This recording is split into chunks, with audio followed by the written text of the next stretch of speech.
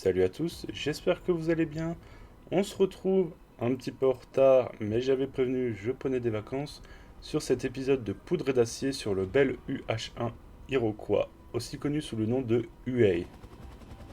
Quand on pense à la guerre du Vietnam, certaines images viennent immédiatement à l'esprit. La jungle, les soldats américains avançant dans la végétation, les rizières, les patrouilles, et puis il y a un son, un bruit devenu presque indissociable de cette guerre. Un hélicoptère apparaît au-dessus des arbres, ses grandes portes sont ouvertes, des soldats sont assis à l'intérieur et quelques secondes plus tard, l'appareil se pose dans une clairière avant de repartir presque immédiatement. Cet hélicoptère, c'est le Bell UH-1 Iroquois, plus connu sous le nom de UA. Aujourd'hui, le UA est probablement l'un des hélicoptères militaires les plus reconnaissables au monde. Pourtant, lorsqu'il apparaît dans les années 50, personne ne sait encore qu'il deviendra une icône. À l'origine, il n'est d'ailleurs pas conçu pour être un hélicoptère d'attaque. Son rôle est beaucoup plus simple, transporter des hommes et évacuer les blessés. Et c'est justement cette polyvalence qui va faire son succès. Pour comprendre la naissance du UA, il faut revenir au début des années 1950. L'armée américaine commence à comprendre le potentiel militaire des hélicoptères. Juste après la fin de la Seconde Guerre mondiale et surtout pendant la guerre de Corée, les hélicoptères ont déjà démontré leur utilité. Ils permettent notamment d'évacuer des soldats blessés depuis des endroits où un avion ou un véhicule classique ne pourrait jamais aller. Mais les machines de l'époque ont encore leurs limites. Elles utilisent principalement des moteurs à piston relativement lourds et leur capacité d'emport reste limitée. L'US Army cherche donc un appareil plus moderne. Il doit être capable de transporter des soldats, du matériel, mais également d'effectuer des évacuations médicales. Et surtout, doit être suffisamment performant pour fonctionner dans des conditions difficiles. C'est dans ce contexte que l'entreprise Bell Helicopter va proposer une nouvelle machine. Bell développe alors le modèle 204. Le projet va rapidement prendre une direction particulièrement intéressante, utiliser un moteur à turbine. Et ce choix est extrêmement important. Contrairement à un moteur à piston classique, une turbine permet d'obtenir beaucoup de puissance pour une masse relativement faible. Pour un hélicoptère, c'est un énorme avantage. Un hélicoptère doit déjà utiliser une grande partie de sa puissance simplement pour rester en l'air. Si l'on ajoute ensuite des soldats, du carburant, des armes, du matériel médical, chaque kilogramme compte. La turbine permet donc d'avoir un appareil relativement léger mais puissant. Le prototype du modèle 204 effectue son premier vol en 1956. Les essais sont suffisamment convaincants pour que l'armée américaine adopte l'appareil. Il reçoit alors la désignation HU-1 et c'est là que commence une petite particularité historique. Le nom officiel de l'appareil est Iroquois, conformément à la tradition de l'US Army qui donne à ses hélicoptères des noms liés au peuple amérindien. Mais les soldats vont rapidement trouver quelque chose de beaucoup plus simple.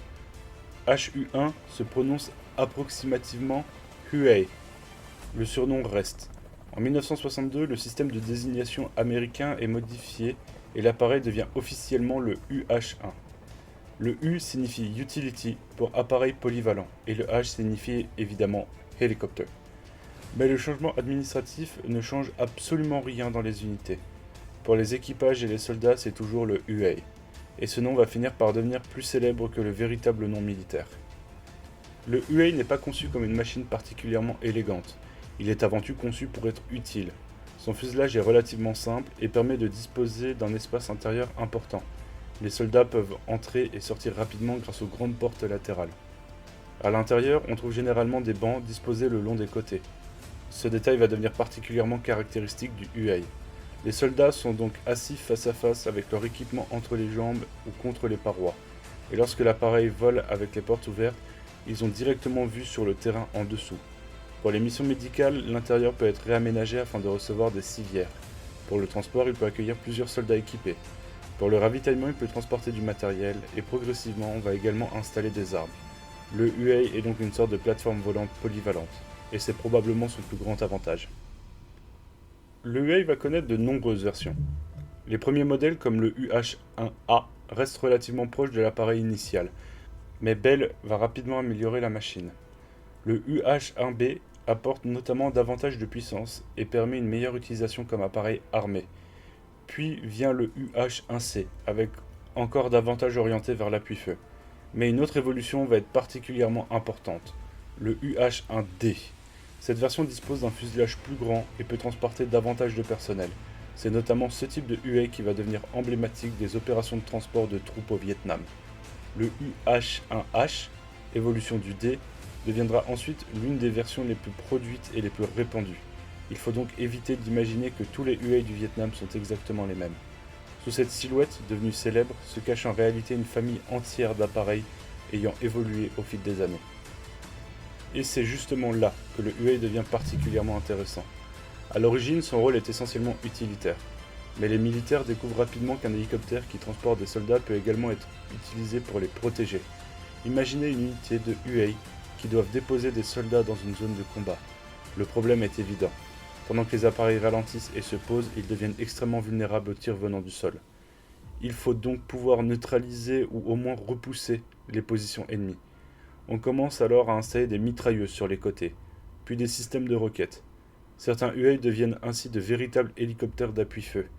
Les versions comme le UH-1B et surtout le UH-1C vont jouer ce rôle. Le principe est simple. Les UA de transport amènent les soldats. Les UA armés les protègent. Cette combinaison va devenir fondamentale au Vietnam. À la fin des années 50, le UA est donc déjà une machine particulièrement polyvalente. Mais il lui manque encore quelque chose. Un théâtre d'opération où toutes ses capacités vont être exploitées au maximum. Et ce théâtre va être le Vietnam. La jungle représente un cauchemar logistique pour une armée conventionnelle. Les routes sont rares ou difficiles à utiliser. Les déplacements terrestres sont lents. Les montagnes et les forêts compliquent énormément les opérations. Et surtout, l'ennemi peut disparaître dans la végétation. Mais un hélicoptère n'a pas besoin de route. Il n'a pas besoin de pont, il peut franchir une rivière, une montagne ou une forêt en quelques minutes. Il peut transporter une unité entière à plusieurs kilomètres de distance et la déposer directement sur son objectif. Et lorsqu'il est temps de repartir, il peut revenir la chercher. Le UA va donc permettre aux Américains de concevoir une nouvelle manière de combattre, l'aéromobilité. À ce moment de son histoire, le UA est encore relativement jeune, mais il possède déjà les qualités qui vont faire sa réputation. Simplicité, puissance, polyvalence et capacité d'adaptation. Il peut être transport de troupes le matin, ambulance quelques heures plus tard et appareil armé le lendemain. Et surtout, il peut être produit en très grande quantité. Au fil de la guerre du Vietnam, les UA vont devenir omniprésents. Pour certains soldats américains, il sera le moyen d'arriver au combat. Pour d'autres, celui qui viendra les chercher. Pour les blessés, il pourrait être la différence entre rester au milieu de la jungle et atteindre rapidement un médecin. Et pour les pilotes, ce sera une machine qu'il faudra parfois ramener à la base malgré des impacts et des dégâts. Mais ça, c'est une autre histoire. Parce que le véritable tournant du UA arrive lorsque les États-Unis commencent à employer massivement leurs forces aéromobiles au Vietnam. Le UA va alors passer du statut de simple hélicoptère polyvalent à celui de véritable symbole de la guerre. Et c'est à ce moment-là que commence la partie la plus célèbre de son histoire. Vietnam 1965. Des milliers de soldats américains commencent à être engagés dans un conflit où le terrain rend les déplacements particulièrement difficiles. Mais cette fois, les Américains disposent d'un avantage inédit. Ils peuvent déplacer leurs troupes par les airs. Des dizaines de UA vont bientôt apparaître au-dessus des rizières et des jungles. Certains transportent des fantassins, d'autres des munitions, d'autres encore des blessés, et certains arrivent chargés de mitrailleuses et de roquettes. Le UA est maintenant prêt à entrer dans l'histoire, et pour comprendre à quel point il va transformer la guerre du Vietnam, il faut monter à bord. Si la première partie nous a montré comment le UA a été conçu, c'est au Vietnam que l'appareil va véritablement trouver sa raison d'être, car le problème auquel les Américains sont confrontés est immense. Le Vietnam n'est pas un champ de bataille classique, il n'y a pas toujours de front clairement défini, il n'y a pas forcément de grandes routes permettant de déplacer rapidement des troupes.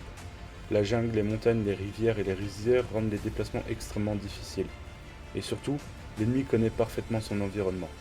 Pour l'armée américaine, il faut donc trouver un moyen de faire quelque chose qui paraît presque impossible. Faire apparaître rapidement des soldats là où on le souhaite, puis pouvoir les récupérer tout aussi rapidement. Et le UA va permettre de le faire. Au début des années 60, les États-Unis augmentent progressivement leur implication au Vietnam. Les premiers UA sont envoyés dans le pays dès le début de la décennie. Mais c'est véritablement à partir du milieu des années 60 que leur présence va exploser. Le principe est assez simple. Plutôt que de faire avancer une unité pendant plusieurs heures à travers la jungle, on peut la charger dans un hélicoptère. Les appareils décollent, ils parcourent plusieurs kilomètres en quelques minutes, puis ils se posent dans une zone dégagée. Les soldats descendent, les UA repartent. Ce qui aurait demandé des heures, voire une journée entière par voie terrestre, peut être fait et être réalisé en quelques minutes. Mais il y a un problème. L'endroit où l'on veut se poser n'est pas forcément vide. Les UA, utilisés principalement pour transporter les soldats, sont souvent surnommés Slicks. Le terme peut sembler étrange, mais il désigne essentiellement les UAE de transport qui ne sont pas lourdement armés. À l'intérieur, les soldats sont assis sur les bancs métalliques. Ils portent leurs armes, leurs sacs, leurs munitions et tout leur équipement. Et contrairement à ce que montrent parfois les films, le voyage n'a rien de confortable. Le bruit est assourdissant, le rotor tourne au-dessus de leur tête, le moteur turbine hurle derrière eux, les portes sont souvent ouvertes, et sous leurs pieds il y a parfois la jungle. Pour les soldats qui embarquent, le UAE représente donc une situation assez particulière. Il est à la fois leur moyen de transport et leur protection. Tant qu'ils sont en l'air, ils ne sont pas au sol avec l'ennemi. Mais au moment où l'hélicoptère commence à descendre, tout change. Une zone d'atterrissage, ou LZ pour Landing Zone, peut être une clairière naturelle, une rizière, ou simplement une zone suffisamment dégagée pour permettre aux appareils de se poser. Mais une LZ peut également être dangereuse. Les forces ennemies savent que les Américains utilisent massivement les hélicoptères. Ils savent donc qu'une zone d'atterrissage est un endroit où les soldats américains vont nécessairement apparaître. Les UAE doivent alors descendre rapidement.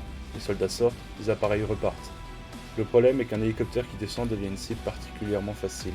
Il vole lentement, est relativement bas, et pendant quelques secondes il doit parfois rester presque immobile.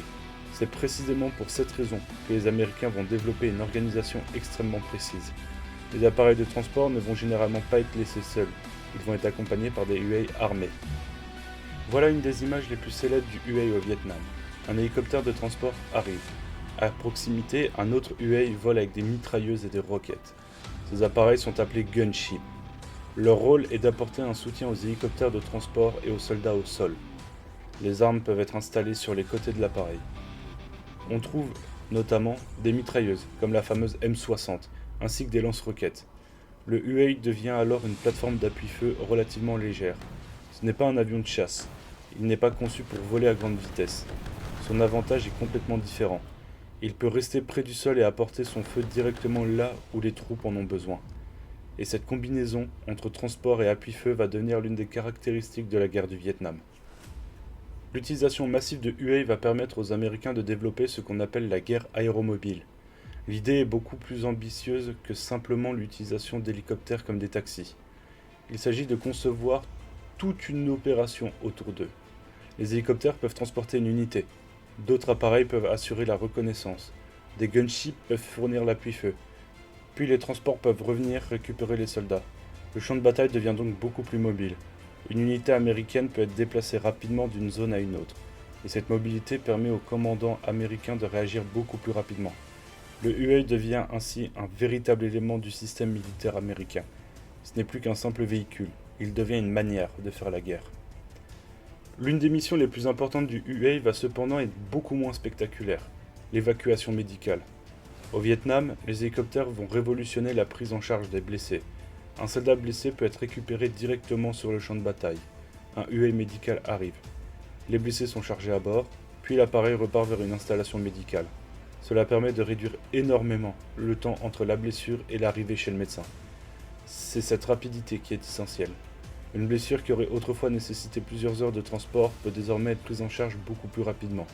Certains UAE sont spécialement configurés pour ce rôle. Ils peuvent transporter plusieurs blessés sur des civières. Leur intérieur est relativement simple, mais il permet au personnel médical de travailler pendant le transport. Et cela donne aux UAE une autre dimension. Pour les soldats, il n'est plus seulement celui qui les emmène au combat, c'est également celui qui peut venir les en sortir. Le UAE va aussi rapidement acquérir une réputation assez particulière auprès de ses équipages. Il est robuste, pas invincible évidemment, mais suffisamment robuste pour continuer à voler malgré des dégâts parfois impressionnants. Il existe de nombreux récits d'appareils revenant avec des impacts dans le fuselage, des commandes endommagées ou des éléments mécaniques touchés. Et c'est là qu'il faut comprendre quelque chose sur la philosophie de conception du UAE. Sa simplicité est aussi une force. Le système mécanique est relativement accessible. Les mécaniciens peuvent travailler dessus rapidement, les pièces peuvent être remplacées, les appareils peuvent être remis en état. Au Vietnam, où les UAE sont utilisés intensivement, cette capacité à être réparée rapidement est absolument nécessaire et essentielle. Un hélicoptère qui reste immobile pendant plusieurs jours n'est pas très utile.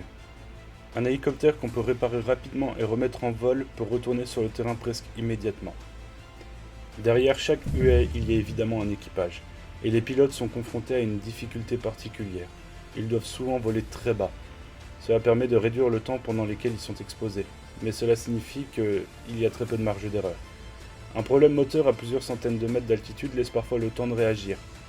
À quelques dizaines de mètres du sol, la situation est complètement différente, et les pilotes doivent parfois se poser alors que les tirs viennent du sol. Ils doivent également voler dans des conditions météorologiques difficiles.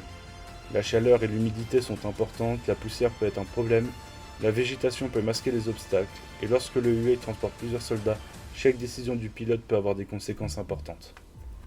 Cette nouvelle façon de combattre va être véritablement mise à l'épreuve en novembre 1965, lors de la bataille de la Drang. C'est un des affrontements les plus importants de la guerre du Vietnam, pour comprendre le rôle des hélicoptères. Les forces américaines utilisent massivement les UA pour transporter des soldats vers les zones de combat. L'idée est exactement celle que l'on vient de voir.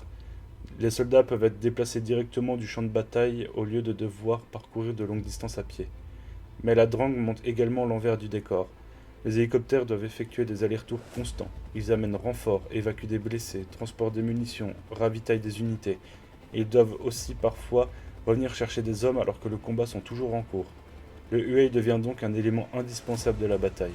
Sans lui, les forces américaines auraient beaucoup plus de difficultés à maintenir leurs unités isolées. Mais cette bataille démontre également que l'aéromobilité ne rend pas les soldats invulnérables. Une fois au sol, ils doivent toujours combattre. Les hélicoptères restent eux-mêmes vulnérables. Au mesure que la guerre s'intensifie, les missions deviennent de plus en plus nombreuses. Un même UA peut effectuer plusieurs vols dans la même journée, transporter des soldats, revenir chercher des blessés, transporter des munitions puis repartir sur notre mission. Les équipages vivent donc un rythme extrêmement intense.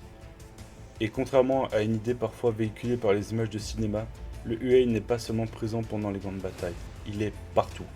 Dans les opérations de routine, dans les évacuations, dans les missions de ravitaillement, les déplacements de petites unités, de la reconnaissance, des urgences. C'est cette omniprésence qui va progressivement transformer le UA en un symbole du conflit. Il y a d'ailleurs une raison pour laquelle le UA est encore aujourd'hui immédiatement reconnaissable, son bruit. Le rotor principal produit ce fameux rythme régulier, clac clac clac clac clac. Ce son est tellement caractéristique qu'il devient presque une bande sonore de la guerre du Vietnam. Pour les soldats américains, il peut signifier qu'un transport arrive, qu'une évacuation est possible, qu'un ravitaillement est en route ou qu'un gunship approche. Mais pour les forces ennemies, ce même son signifie également quelque chose. Les Américains sont là. Le UA est donc devenu identifiable avant même d'être visible. Et cette signature sonore va contribuer énormément à son image pour la culture populaire. Mais plus le UA devient indispensable, plus il devient une cible. Les forces nord-vietnamiennes et les Viet Cong comprennent rapidement qu'abattre un hélicoptère peut perturber les opérations américaines. Les UA doivent donc faire face aux armes légères, aux mitrailleuses lourdes et aux armes anti-aériennes, et les pertes deviennent importantes. Les équipages entiers sont tués, les soldats meurent pendant les atterrissages et les appareils sont détruits. Le UA reste extrêmement utile, mais il ne peut pas supprimer le danger. Et c'est une machine relativement légère, elle n'est pas aussi blindée qu'un char. Elle ne peut pas encaisser indéfiniment des impacts. Et surtout, elle doit souvent voler exactement là où l'ennemi s'attend à le voir. C'est le paradoxe du UA. Plus il devient indispensable, plus il devient dangereux à utiliser. À la fin des années 60, le UA est devenu pratiquement indissociable de l'armée américaine au Vietnam. Des milliers d'appareils ont été produits, ils sont partout. Certains transportent des soldats, d'autres évacuent des blessés, certains attaquent. Et d'autres encore assurent simplement les innombrables tâches logistiques nécessaires pour maintenir une armée opérationnelle. Mais surtout, le UA représente quelque chose de nouveau. Il a montré qu'un hélicoptère pouvait faire beaucoup plus que simplement transporter quelques hommes. Il pouvait permettre à une armée entière de se déplacer autrement. Le champ de bataille n'était plus limité aux routes et aux chemins. Une unité pouvait être déposée au milieu de la jungle, puis déplacée quelques heures plus tard à plusieurs kilomètres. Et tout cela grâce à une machine qui, quelques années auparavant, n'était encore qu'un projet de chez Bell Helicopter. Lorsque les États-Unis commencent à retirer leurs forces du Vietnam au début des années 70, le UA a déjà derrière lui une carrière exceptionnelle. Il a transporté des centaines de milliers de soldats, il en a évacué quasiment autant en tant que blessé, a ravitaillé des unités isolées, est devenu un gunship, et j'en passe. Et surtout, il est devenu l'image même de la guerre du Vietnam. Mais contrairement à beaucoup d'autres équipements militaires associés à un conflit, le UA ne va pas disparaître avec celui-ci. Au contraire, la fin du Vietnam marque le début d'une nouvelle étape dans son histoire. Après le retrait des Américains, une grande partie des UA continue à être utilisée par les forces américaines. L'US Army commence progressivement à introduire de nouveaux hélicoptères, mais le UH-1 reste extrêmement utile. Il est simple à entretenir, les mécaniciens le connaissent parfaitement, les pilotes sont habitués à la machine et surtout il existe déjà en très grande quantité. Il n'y a donc aucune raison de remplacement immédiat de tous les appareils. Certains UE continuent ainsi à servir dans différentes unités pendant encore de nombreuses années, et les États-Unis ne sont pas les seuls à les utiliser. L'un des grands succès du UH-1 est sa diffusion internationale. De nombreux pays vont acquérir des UA directement auprès des États-Unis ou utiliser des versions produites sous licence. On retrouve ainsi le UA dans les forces armées d'Amérique du Sud, d'Asie, du Moyen-Orient et d'autres régions du monde. Et donc, chaque pays va lui trouver ses propres usages, du transport de troupes, de l'évacuation médicale, de la reconnaissance, de la liaison, du transport de matériel, un appui aux forces de sécurité. Le UA devient donc une sorte de standard international de l'hélicoptère polyvalent. Sa réputation acquise au Vietnam joue évidemment beaucoup. Les militaires savent déjà ce dont il est capable.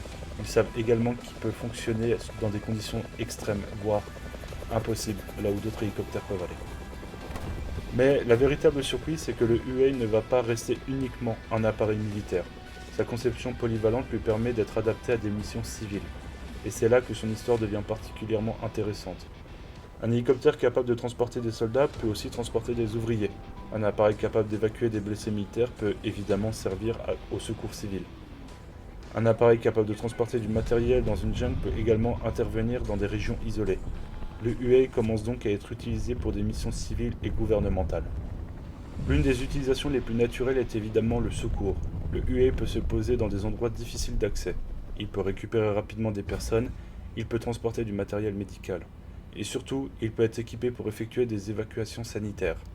Cette capacité va lui permettre d'être utilisé par différentes organisations de secours et agences gouvernementales. Il intervient notamment lors de catastrophes naturelles, d'accidents ou dans des zones où les routes sont impraticables. Et c'est assez ironique.